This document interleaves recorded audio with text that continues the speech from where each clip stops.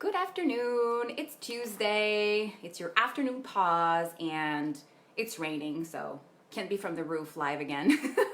But it will happen again because I like to be there to take on some sun. And yeah, so today we're going to continue talking about the topic of love. And I really couldn't help but bringing the topic of emotions that is attached to it, right? And mainly because I've been like revisiting my neuroscience class, and I'm actually going to complete it. I know I've been trying to complete it for a few months now, and now I have the time. So, and it happened that this week the topic was about feel and explaining how we experience emotions in our brain and how it looks like, and all the studies that are being made about that. So it's not today's not specifically about love, but I will make a connection between it.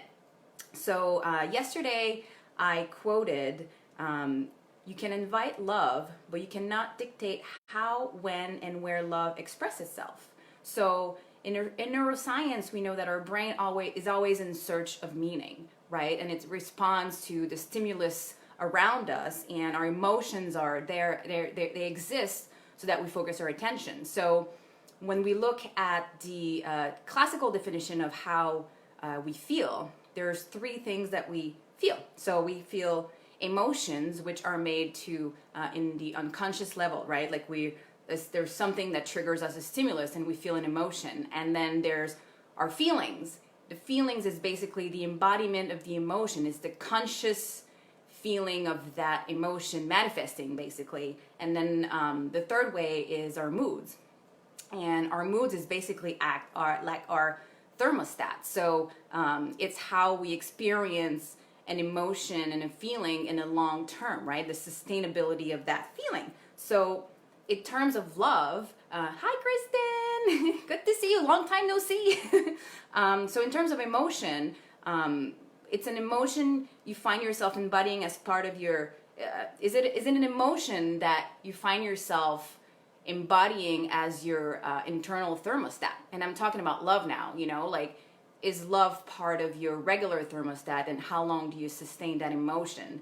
And if not, like, what difference would it make in your surroundings if you were able to adjust your thermostat to love, even though it's not a feeling you could call for, but you can probably practice cultivating it. So, and also, like, when we play with the concept of love as energy around us, right? Like we all know that our energy influences the people around in our environment. So as much as our environment can influence our mood, our feelings, and emotions, the opposite is true. So by cultivating different emotions, we can also alternate the environment around us.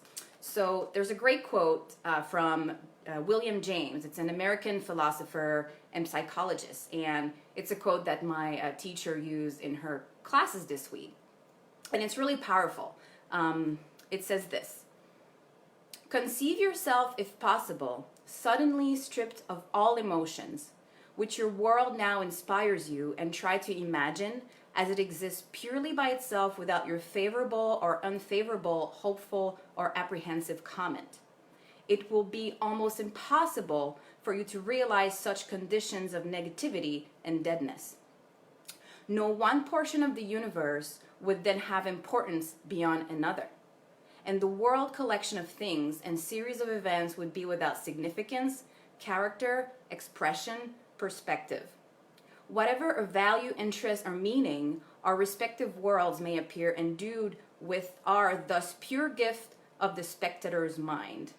Sounds pretty dull, huh? So imagine a world where we have no sense of emotion and no way to regulate our emotions or feel the world around us. It basically says that our emotions shape our world. So based on these insights, I want to hear from you. Like, what have been your experiences of love overall, and how did you see it shaping the world around you, right? Like, do you believe that emotions are hardwired, or you can actually learn from it, right? Or you can actually teach and learn emotions and how to experience it and embody it, right? It's a pretty amazing. I'm gonna post it, write it down. It's pretty powerful. Like, to me, when I read that quote, when the teacher read that quote, I was like, holy moly, right?